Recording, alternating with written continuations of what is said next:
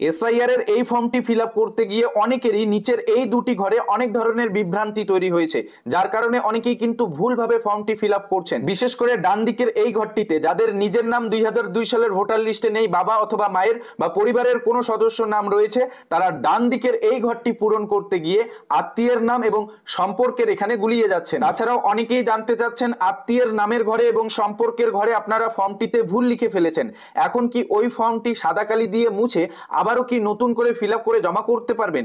এছাড়াও বিবাহিত মহিলাদের ক্ষেত্রে বাপের বাড়ির ডকুমেন্ট দেখাতে হবে নাকি স্বামীর বাড়ির তথ্য দিয়ে ফিল আপ করতে হবে? এই ফর্মটি আপনারা ইংলিশে ফিল আপ করবেন নাকি বাংলাতে ফিল আপ করবেন? কোন কোন ঘরে আপনারা ইংলিশে ফিল আপ করবেন, কোন কোন ঘরে আপনারা বাংলাতে ফিল আপ করবেন এবং সম্পর্কের জায়গায় আপনারা কোন তথ্য দেবেন? আর আপনারা এই ফর্মটির এই দুটি ঘর নিয়ে আত্মীয় এবং সম্পর্কের এই দুটি বিষয় নিয়ে অনেক জায়গায় অনেক ধরনের কথা শুনতে পারছেন। তবে ফর্ম ফিল আপের ইতিমধ্যেই সম্পূর্ণ নতুন কি পদ্ধতি রয়েছে, বিএলওরা কি জানাচ্ছে, কোন নিয়মে আপনাদের এখানে তথ্য বসাতে হবে, তো দেখুন প্রথমেই জানিয়ে দিচ্ছি আপনি চাইলে এই ফর্মটি ইংলিশ ক্যাপিটাল লেটারেও পূরণ করতে পারেন বা আপনি বাংলাতেও করে নিতে পারেন। তো প্রথমে ফর্মটিতে আপনার জন্মের তারিখটা বসাতে হবে, এখানে আপনার জন্মের তারিখ, মাস এবং বছর এভাবে আপনাদের এই ফরম্যাটে বসাতে হবে। তারপরের ঘরটিতে আপনার আধার কার্ডের যে নম্বরটা সেটা এখানে লিখে দিতে হবে, তারপরে আপনার মোবাইল নম্বরটা এখানে লিখতে হবে। তারপরের ঘরটিতে দেখুন পিতা অভিভাবকের নাম, আপনার অভিভাবককে, আপনার যদি বাবা হয়ে থাকে তাহলে আপনার পিতার নামটা এখানে লিখতে হবে। আপনার কাছে যে বর্তমানে ভোটার কার্ডটি রয়েছে সেই ভোটার কার্ডে এই সমস্ত তথ্য পেয়ে যাবেন, দেখে দেখে এখানে লিখে দেবেন। তারপরের ঘরে দেখুন পিতা অভিভাবকের ইপিক নং যদি থাকে, আপনার বাবার ভোটার কার্ডের নম্বরটা যদি থাকে তাহলে লিখে দেবেন, না থাকলে কোনো প্রয়োজন নেই। পরের ঘরটিতে দেখুন আপনার মায়ের নামটা এখানে লিখতে হবে, এরপরে আপনার মায়ের ইপিক নং যদি থাকে তাহলে লিখে দেবেন, না থাকলে কোনো প্রয়োজন নেই। নিচের দুটি ঘরে দেখতে পাচ্ছেন স্বামী স্ত্রীর নাম যদি থাকে, যদি ভোটার বিবাহিত হয়ে থাকে এবং যদি ভোটার একজন স্ত্রী হয়ে থাকে তাহলে তার স্বামীর নামটা এখানে লিখতে হবে। আর পরের ঘরটিতে তার স্বামীর ইপিক নং যদি থাকে তাহলে লিখে দেবে, না থাকলে কোনো প্রয়োজন নেই। এভাবে প্রথম আপনার নিজের কিছু তথ্য এখানে পূরণ করতে হবে। যে ভোটার পশ্চিমবঙ্গের এসআইআর এ অংশগ্রহণ করতে চলেছে তার বেসিক কিছু ডিটেল প্রথম পূরণ করতে হবে। এরপর নিচের এই দুটি ঘর যেখানে সবারই বিভ্রান্তি তৈরি হচ্ছে, অনেকেই কিন্তু ভুল করে ফেলছেন এবং ভুল করার পর অনেকেই কিন্তু কেটে দিয়ে আবারও নতুন করে এই ফর্মটি ফিল আপ করছেন, তাদের ক্ষেত্রে কি হবে, এই দুটি ঘর আপনারা কিভাবে ফিল আপ করবেন? তো দেখুন প্রথম এই পাশে বাঁদিকের যে ঘরটা দেখতে পাচ্ছেন এই ঘরটি কারা ফিল আপ করবেন? যাদের নিজের নাম 2002 সালের ভোটার লিস্টে রয়েছে তারাই এই ঘরটি ফিল আপ করবেন। আপনার নাম যদি 2002 সালের ভোটার লিস্টে থেকে থাকে তাহলে আপনি এই ঘরটি পূরণ করবেন। কিভাবে পূরণ করবেন? নির্বাচকের নামের এখানে আপনার নাম দিয়ে দেবেন, এর পরের ঘরটিতে ইপিক নং যদি থাকে, আপনার ভোটার কার্ডের নম্বরটা যদি 2002 সালের ভোটার লিস্টে থাকে তাহলে দেবেন, না থাকলে কোনো প্রয়োজন নেই। এরপর আপনার আত্মীয়ের নাম, আপনাদের স্পষ্ট করে জানিয়ে দিচ্ছি আপনি আপনার 2002 সালের ভোটার লিস্টটি বার করবেন, দেখবেন আত্মীয়ের জায়গায় কার নাম দেওয়া রয়েছে।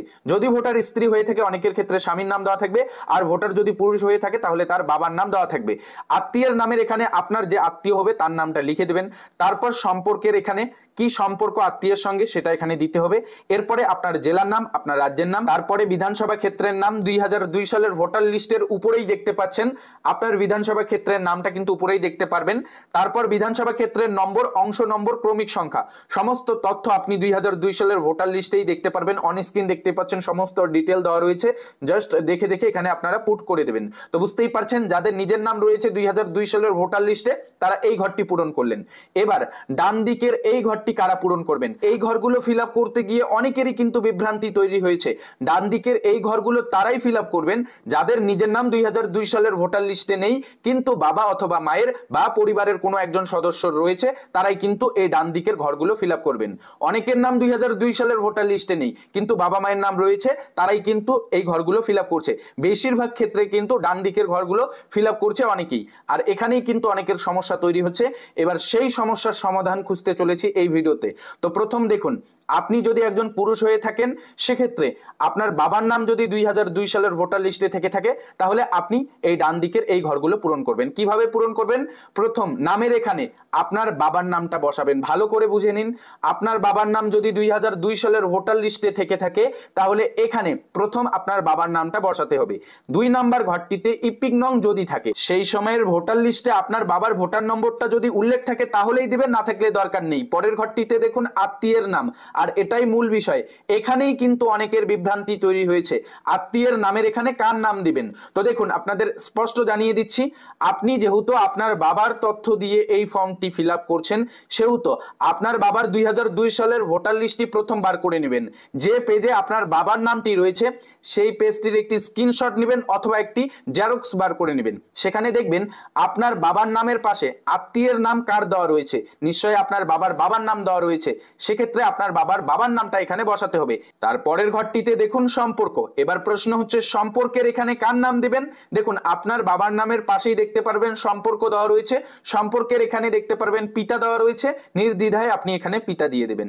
তারপরে আপনার জেলার নাম, আপনার রাজ্যের নাম, আপনার বিধানসভা ক্ষেত্রের নাম, আপনার বিধানসভা ক্ষেত্রের নম্বর, অংশ নম্বর, ক্রমিক সংখ্যা, এগুলো বেসিক সেখান থেকেই দেখে দেখে আপনি পূরণ করে দেবেন।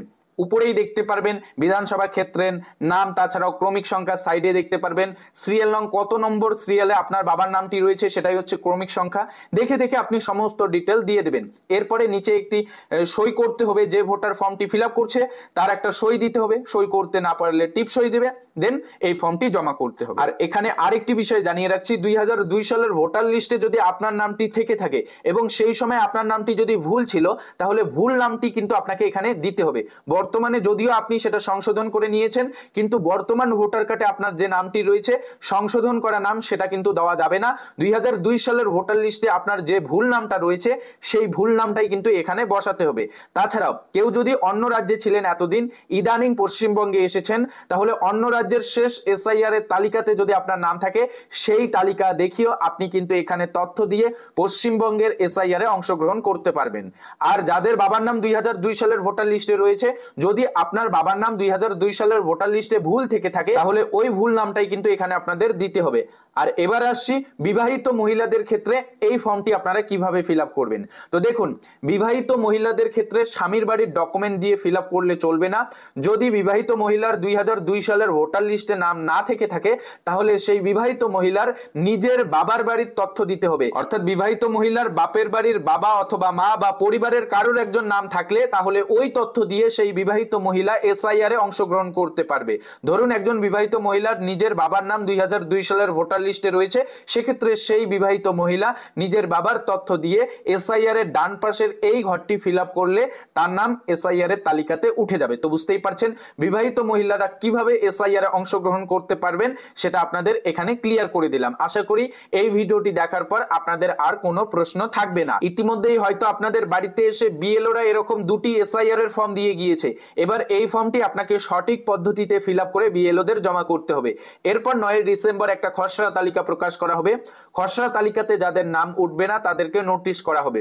মূলত তাদেরই নাম উঠবে না, যাদের নাম 2002 সালের ভোটার লিস্টে নেই এবং পরিবারের কারোরই নাম নেই, তাদের ক্ষেত্রে কিন্তু খসড়া তালিকাতে নাম উঠতে সমস্যা হবে এবং তাদেরকে কিন্তু নোটিশ করা হবে।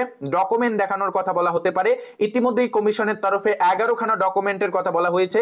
যাদের নিজের নাম 2002 সালের ভোটার লিস্টে নেই এবং পরিবারের কারোরই নাম নেই, তাদের ক্ষেত্রে 11খানা ডকুমেন্টের মধ্যে যে কোনো একটি ডকুমেন্ট দাখিল করতে হবে।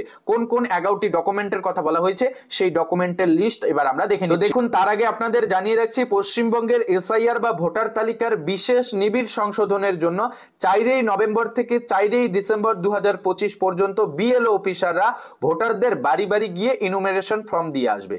তারপর একটা খসড়া তালিকা প্রকাশ করা হবে 9 ডিসেম্বর 2025। অর্থাৎ ফর্ম জমা নেওয়ার পর ভোটাররা ফর্মটা ফিল আপ করার পর তারা জমা করবে। জমা করার পর 9 ডিসেম্বর 2025 একটা খসড়া তালিকা প্রকাশ করা হবে। সেই খসড়া তালিকা নিয়ে আপনারা অবজেকশন জানাতে পারবেন। আপনার যদি কোনো অভিযোগ থেকে থাকে, আপনার নামটি যদি তালিকায় না ওঠে, আপনি যদি অভিযোগ জানাতে চান তাহলে অভিযোগ জানাতে পারবেন 9 ডিসেম্বর থেকে 8 জানুয়ারি 2026 পর্যন্ত। এই পর্যন্ত আপনারা কিন্তু অবজেকশন জানাতে পারবেন এবং খসড়া তালিকা নিয়ে যে অভিযোগগুলি আসবে সেই অভিযোগগুলির নিষ্পত্তি, ভোটারদের বাড়ি বাড়ি নোটিশ পাঠানো, হিয়ারিং এবং ভেরিফিকেশনের কাজ, এই সমস্ত কাজ 9 ডিসেম্বর 2025 থেকে 31 জানুয়ারি 2026 এর মধ্যে সমাপ্ত করা হবে। এরপর সবার শেষে 7 ফেব্রুয়ারি 2026 ফাইনাল লিস্ট প্রকাশিত করা হবে। ফাইনাল লিস্টের ঠাঁই মেলা মানে আপনার পশ্চিমবঙ্গের এসআইআর এর নতুন তালিকাতে নাম ওঠা। কাজেই 7ই ফেব্রুয়ারি 2026 যে তালিকা প্রকাশ করা হবে সেটাই চূড়ান্ত তালিকা। তো এবার তাহলে জেনে নিন খসড়া তালিকা প্রকাশের পর কমিশনের তরফে কাদের কাদের বাড়িতে নোটিশ পাঠানো হবে, মূলত কাদেরকে হিয়ারিং এর জন্য ডাকানো হবে, ভেরিফিকেশনে কাদেরকে নথি দাখিল করতে হবে। তো দেখুন, আপনাদের স্পষ্ট জানিয়ে রাখছি, খসড়া তালিকাতে যাদের নাম উঠবে না, যাদের 2002 সালের ভোটার তালিকাতে নিজের বাবা মায়ের বা পরিবারের কারোরই নাম থাকবে না, তাদের বাড়িতে নোটিশ করানো হবে, তাদেরকেই ডকুমেন্ট দাখিল করতে হবে। কোন কোন ডকুমেন্ট দাখিল করতে হবে এর জন্য কমিশনের তরফে 11খানা ডকুমেন্টের লিস্ট দেওয়া রয়েছে। এই 11টি ডকুমেন্টের মধ্যে যে কোনো একটি দেখালেই আপনার এসআইআর এর তালিকাতে নাম উঠে যাবে। এবার তাহলে সেই লিস্ট দেখে নিন কোন 11টি ডকুমেন্টের কথা বলা রয়েছে। 1 নম্বর ডকুমেন্ট, সরকারি বা রাষ্ট্রায়ত্ত সংস্থার পরিচয়পত্র। 2, 1 জুলাই 1987 আগে জারি হওয়া কোনো সরকারি কাগজ থাকলেও হয়ে যাবে। 3, বিধিবদ্ধ প্রতিষ্ঠান থেকে পাওয়া জন্ম সার্টিফিকেট। 4, পাসপোর্ট। 5, যে কোনো বোর্ড বা বিশ্ববিদ্যালয় থেকে প্রাপ্ত শিক্ষাগত যোগ্যতার সার্টিফিকেট। সাল তারিখ উল্লেখ থাকতে হবে, তবেই সেটা প্রযোজ্য হবে। আর 6 নম্বর ডকুমেন্ট লিস্টে বলা রয়েছে স্থায়ী বাসিন্দার সার্টিফিকেট। 7 নম্বর ডকুমেন্ট লিস্টে বলা রয়েছে বনপালের সার্টিফিকেট। 8 নম্বরে বলা রয়েছে caste certificate. SC OBC certificate দেখিয়েও আপনি এসআইআর এর তালিকাতে নাম তুলতে পারবেন। 9 বলা রয়েছে এনআরসি অন্তর্ভুক্তির প্রমাণ যেখানে প্রযোজ্য। 10 বলা রয়েছে পারিবারিক রেজিস্টার। 11 বলা রয়েছে সরকার প্রদত্ত জমি বা বাড়ির নথি, দলিল বা পর্চা থাকলেও আপনি সেই নথি জমা দিতে পারবেন পশ্চিমবঙ্গের এসআইআর এর জন্য। মোট 11টি ডকুমেন্টের কথা বলা রয়েছে। সঙ্গে আপনি পশ্চিমবঙ্গের এসআইআর এ আধার কার্ড দেখাতে পারবেন। তবে আধার কার্ডের সঙ্গে এই যে 11টি ডকুমেন্টের লিস্ট দেওয়া রয়েছে এর মধ্যে যে কোনো একটি ডকুমেন্ট লিঙ্কেজ থাকতে হবে, তবেই আপনি আধার কার্ড দেখাতে পারবেন। আধার কার্ড নাগরিকত্বের প্রমাণ নয়। আধার কার্ড শুধুমাত্র ঠিকানার পরিচয়পত্রের প্রমাণ হিসাবে দাখিল করতে পারবেন। সিঙ্গেল আধার কার্ডের কপি দেখিয়ে ভোটার তালিকাতে নাম তোলা যাবে না, ইতিমধ্যেই কমিশনের তরফে স্পষ্ট করে জানানো হয়েছে।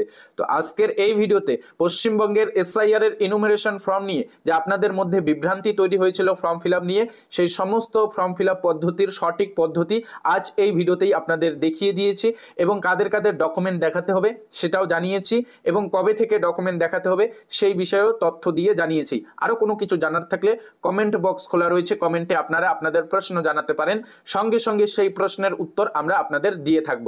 এসআইআর নিয়ে আজকের এই ভিডিওতে এটাই আপডেট জানানো ছিল। যদি আপডেটটি আপনার উপকারে এসে থাকে তাহলে ভিডিওটিতে একটি লাইক করে দেবেন, চ্যানেলে নতুন এসে থাকলে চ্যানেলটিকে সাবস্ক্রাইব করবেন, ফেসবুক থেকে ভিডিওটি দেখে থাকলে পেজটি ফলো দিয়ে রাখবেন।